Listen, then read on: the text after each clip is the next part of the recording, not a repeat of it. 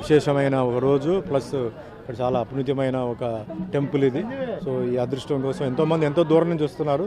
So కేవలం మా ఊరి నుంచి వచ్చారు వాళ్ళందరికీ ఇక్కడ కింద టోటల్ తిరుపతిలో కింద అన్ని టెంపుల్స్ ఈరోజు తిప్పించి రేపు మార్నింగ్ దర్శనానికి వాళ్ళు పైకి వెళ్తున్నారు.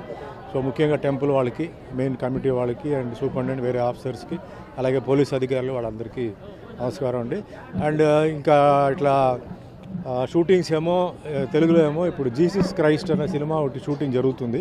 First time Jesus Christ character నేను చేస్తున్నాను, అదే కంటిన్యూస్గా జరుగుతుంది. ఇంకా తమిళ్, కన్నడ, మలయాళం అండ్ హిందీ ఈ భాషల్లో జరుగుతున్నాయి. బాగా బిజీగానే, దేవుడి దేవాలో అన్నీ బిజీగా నడుస్తున్నాయి. అదే మాదిరిగా మీకు అందరూ తెలుసు, మన ఎలక్షన్స్ జరిగింది. సో ప్రజల తీర్పు ఏదైతే ఇచ్చారో టీడీపీకి, జనసేనకి, బీజేపీకి అది మనం స్వీకరిస్తూ, ముఖ్యంగా ఏంటంటే ఆంధ్ర డెవలప్మెంట్, అమరావతి క్యాపిటల్ డెవలప్మెంట్కి చంద్రబాబు నాయుడు గారు చాలా స్పీడ్గా ఆయన ప్రయత్నాలు చేస్తున్నారు. సో ముఖ్యంగా ప్రజలు సహకరించాలి. ఎందుకంటే 5 ఏళ్ళు వెనక్కి వెళ్ళిపోయాం, అంతకుముందు 5 ఏళ్ళు వేస్ట్ అయిపోయింది. ఇప్పుడు ఇంకొక 5 ఏళ్ళ తర్వాత ఏం జరుగుతుందో తెలియదు. కాబట్టి ఈ 5 ఏళ్ళు ఏంటంటే ముఖ్యంగా ఎంప్లాయీస్కి ఎంప్లాయ్మెంట్ విషయం, ఇది చాలా ముఖ్యమైన విషయం. సో అది రావడానికి అంటే ఇండస్ట్రీస్ రావాలి. సో పక్క తమిళనాడు నుంచి, ఇప్పుడు ముఖ్యంగా తిరుపతి అంటే పక్కనే తమిళనాడు ఉంది.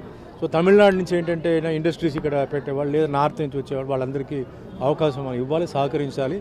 అండ్ ముఖ్యంగా నేను మొన్న కూడా చెప్పాను, అమరావతి అనేది ఒక కాస్మోపాలిటన్ సిటీ అయితే మనకి ఈస్ట్, వెస్ట్, నార్త్ ఇండియన్స్ అందరూ వస్తారు. సో మెయిన్గా అందరూ బాగుండాలి, అందరూ సంతోషంగా ఉండాలి. జరిగింది మనం ఇంకా మర్చిపోయి జరగబోయే మెయిన్గా ముఖ్యంగా యువకులు పాపం చాలామంది చదివి వాళ్ళకేంటంటే వాళ్ళ ఊర్లోనే వాళ్ళకి ఉద్యోగాలు లేవు.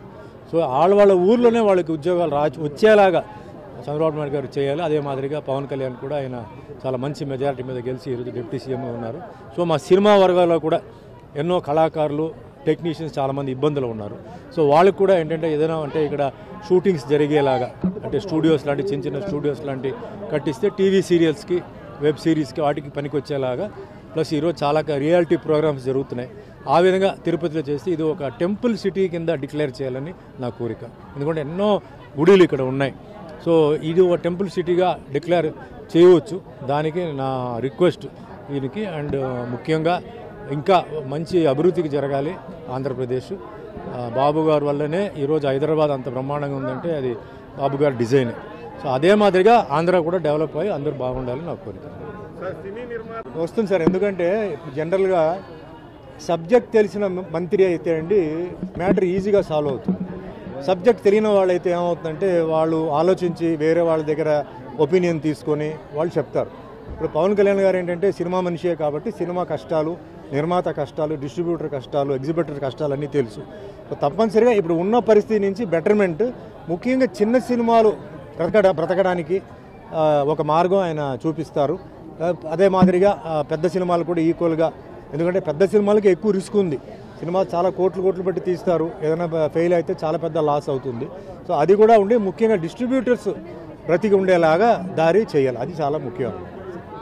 సినీ రంగంలో ఉన్న వాళ్ళు కొంతమంది రాజకీయాల్లోకి వచ్చి ఇప్పుడు రాజకీయాలకు సార్ ఇది ఒక్కొక్కరు ఇండివిజువల్ డిసిషన్. అది ఇప్పుడు పాలిటిక్స్ అనేది ఒక డిఫరెంట్ సబ్జెక్ట్ సార్, వాళ్ళు అనుకున్నంత ఈజీ కాదు. ఎందుకంటే ఎంతోమంది ఏదేదో అడుగుతారు, అందరినీ సాటిస్ఫై చేయాలంటే చాలా కష్టం, కొందరిని అవుతుంది. మళ్ళీ దీంట్లో ఈక్వేషన్స్ ఉంది, క్యాస్ట్ ఉంది, కమ్యూనిటీ ఉంది, చాలా ఉన్నాయి. సో అవన్నీ బ్యాలెన్స్ చేస్తూ మేము తట్టుకుంటాం, జనాలు చప్పట్లు కొడతారు, ఊస్తారు కూడా, మరి వాటన్నిటికీ రెడీగా ఉండాలి. అలా చేయగలిగితే ఓకే. ఈ పదవి రావడం అంటే ఏంటంటే సార్, అది అందరూ ఏంటంటే రాగానే మనకి ఆ పదవి వస్తుంది, అది చాలామంది ఊహించుకుంటారు. అది ఎవరికి తలరాతలో రాసి ఉందో అదే జరుగుతాయి. ఇప్పుడు మిగతా పనులు చూడండి, పని చేస్తే డబ్బు వస్తుంది, లేదా పని చేస్తే ఏదో ఇస్తారు. పాలిటిక్స్ అలా ఉండదు, పని చేసాం కదా నాకు అది కావాలి ఇది కావాలంటే అది రాదు. అది చాలా ఈక్వేషన్స్ ఉంటాయి, చాలా విషయాలు ఉంటాయి. సో అలా ఉంటే పార్టీకి మీరు పని చేయండి, లేకపోతే మీ పని చూసుకొని వెళ్ళిపోవాలి, అంతే. ఇప్పుడు ఆపరేషన్ లేకుండానే మోకాళ్లకు ప్లాస్మా ట్రీట్మెంట్, మీ ఆర్థోపెడిక్ సమస్యలన్నిటికీ రోబోటిక్ టెక్నాలజీ ద్వారా తక్కువ ఖర్చుతో శాశ్వత పరిష్కారం, ఫ్రీ కన్సల్టేషన్, ప్రతి ట్రీట్మెంట్ పై 20% డిస్కౌంట్. ఈ ఆఫర్ కొద్ది రోజులు మాత్రమే, త్వరపడండి. V9 hospitals 9281465842.